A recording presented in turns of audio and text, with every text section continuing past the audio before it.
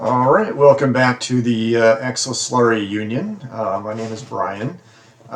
So today I wanted to do a video about summoning UAP or UFOs. I know that sounds like a really interesting topic, and maybe some of you might think that's a crazy topic, but it's something that we've heard a lot about lately.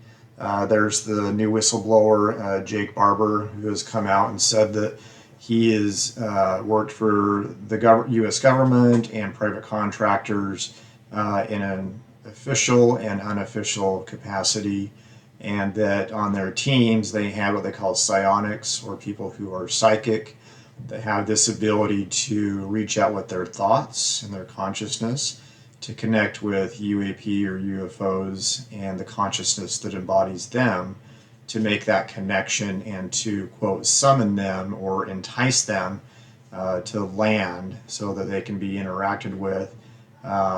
It's also alleged that within the secret program or legacy program, that these craft were lured and then shot down in order to retrieve them.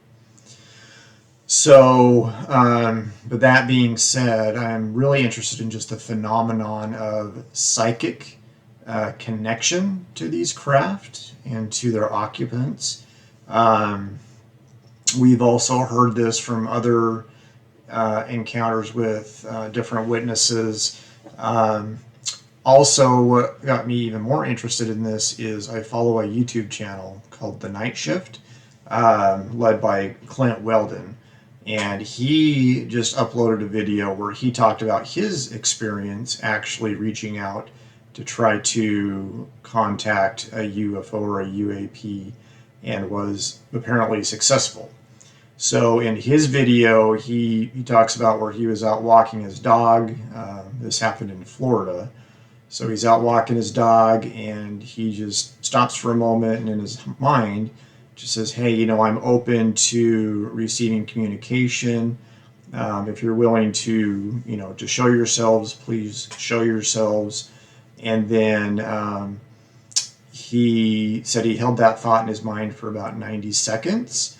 And then miraculously and ironically enough, he looked up above the tree line, and there were at least 2 to 3 orbs that appeared. And they were brightly colored. They were like orange, red, white, yellow. He mentally asked them to change color, and it appeared on the video that they did. And he said that he was recording this with his iPhone in one hand and holding his dog, you know, by the leash in the other hand. And for me personally, looking at that video is very compelling.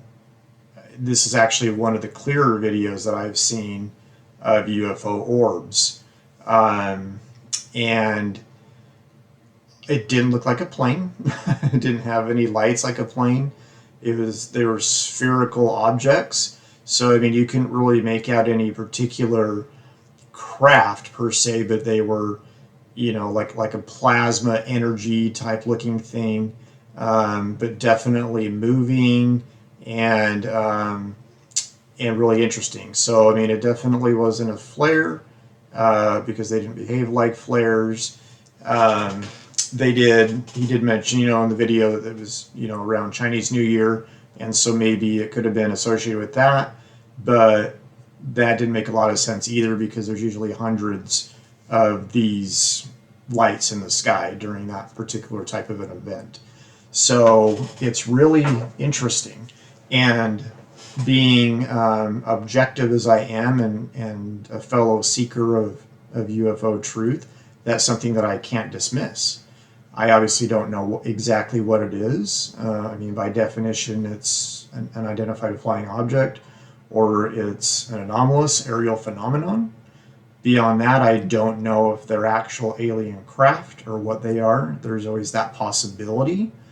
But I can't deny the evidence that Clint has put forward, that there was something there, that it appeared that he invited, however that process actually works. So, and like I said, he did that with his thoughts. He didn't say it out loud.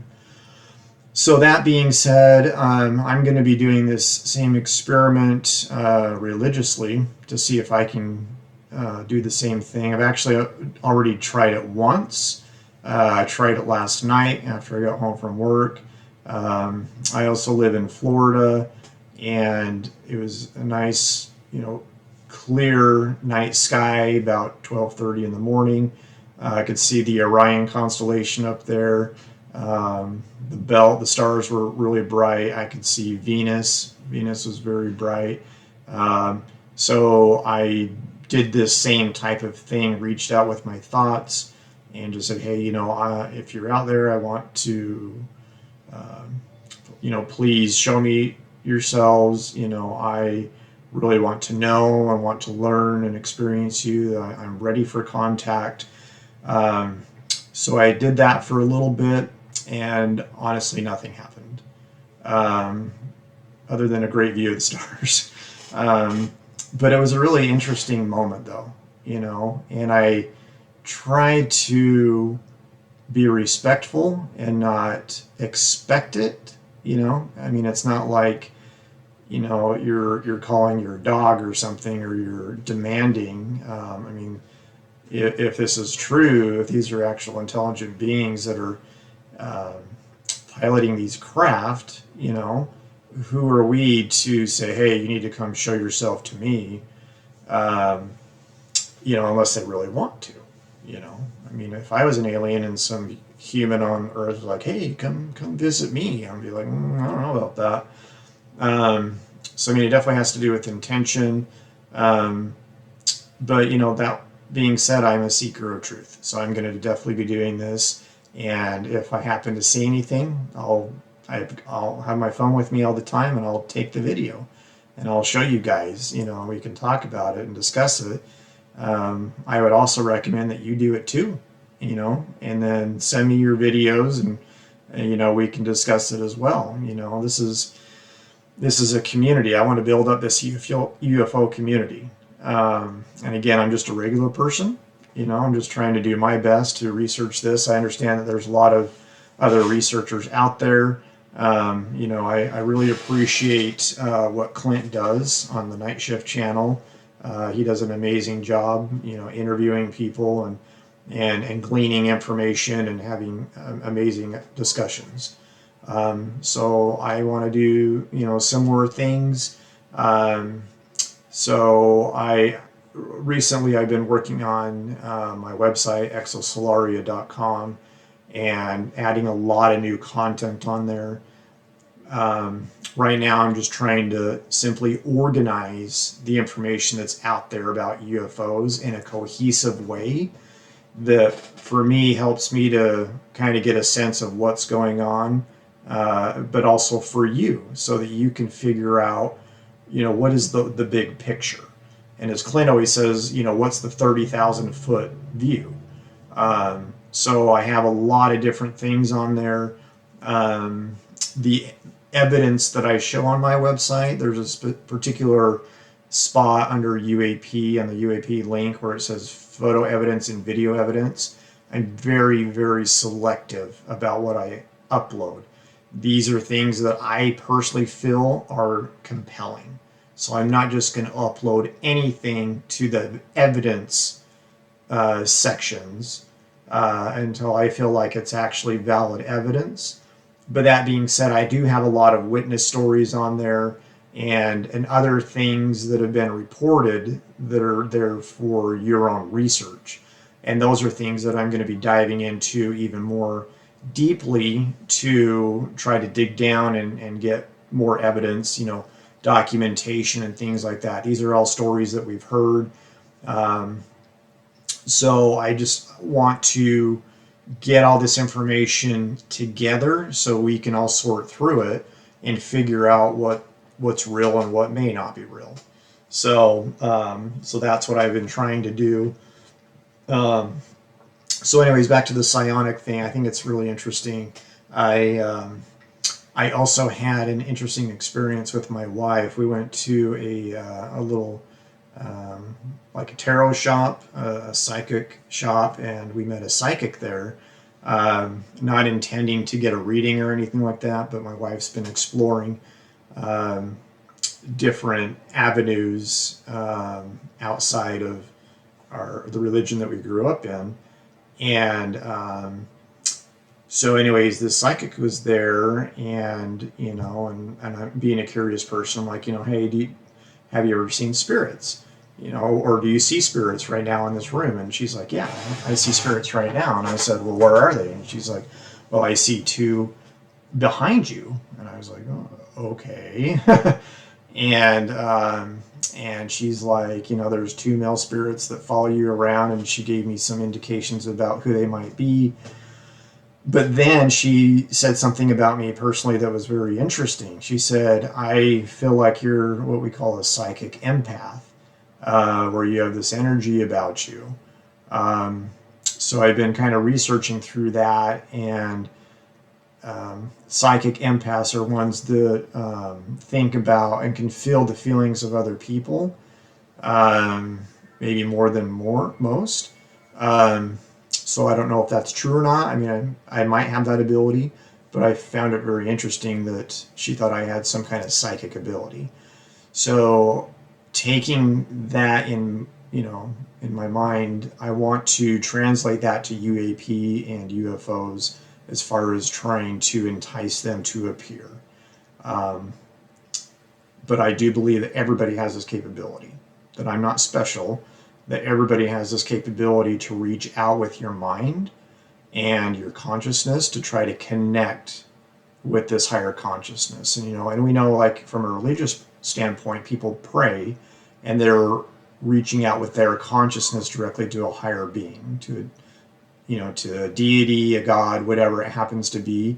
So the concept of reaching out with your consciousness to either gain insight or connect to a higher power isn't really a foreign concept.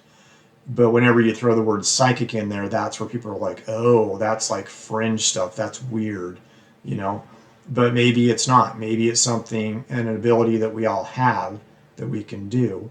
And as it's been reported that these alien beings use telepathy and use psychic means of communicating because it's really efficient. We know that from Jason Sand's experience on the Nevada test range, he met one of those allegedly tall white aliens that used telepathy to calm him down, when he first met him because he was freaking out, and to convey ideas to him about what this alien needed and wanted. And it left a profound, lasting experience with Jason. He said that he's still felt this connection ever since then, which I find interesting. Also, we know Jacob Barber had that really emotional experience when he was going to retrieve a UFO craft, and that he felt overcome with emotion, that he was crying, that he felt like he was connected to that consciousness of that UAP craft, and that feeling has never left him and is what actually is guiding him in his quest, with the Skywatcher organization to get more video footage of UFO craft, and they are summoning allegedly UFO craft. So anyways, I just find it really interesting and fascinating, and I hope you do as well. So I'm going to document my journey here of that. I'm going to upload videos of my experiences, so those where nothing happens, so you can see that as well and see what my protocol and what I do to go through it, as well as if something actually appears, then that's fantastic, and you get to see that too. So I really hope that you guys try it yourselves as well. Finally, I definitely need to mention Stephen Greer, because I know that the CE5 protocol is something that is attempting to do the same thing. Try to invite these craft, these alien beings, so that you can interact with them and gain knowledge and maybe achieve a higher purpose in life. So shout out to that. I've sort of tried that in the past, but not to a high degree. But that being said, I'm gonna stop it there. Hopefully, if you guys like this video, please give it a like. Please share this video. Please subscribe to my channel. I appreciate all the support. As Clint says from Night Shift, it's definitely a heavy lift trying to build a YouTube channel from scratch. So any support that you can lend me would be greatly appreciated. Please be patient with me as I upload videos. I have a lot of things that I'm doing in my life, and working a lot on my website, getting content uploaded for you guys. I've been working really hard on Instagram, posting things to provoke your thoughts about what this phenomenon is and what we can do about it. So anyways, I would appreciate the support if you can help me build this channel, support my website, support me on Instagram. I'd really appreciate it. Please leave comments, below. I definitely want to read those comments. I'll reply to your comments, and we'll have a great discussion.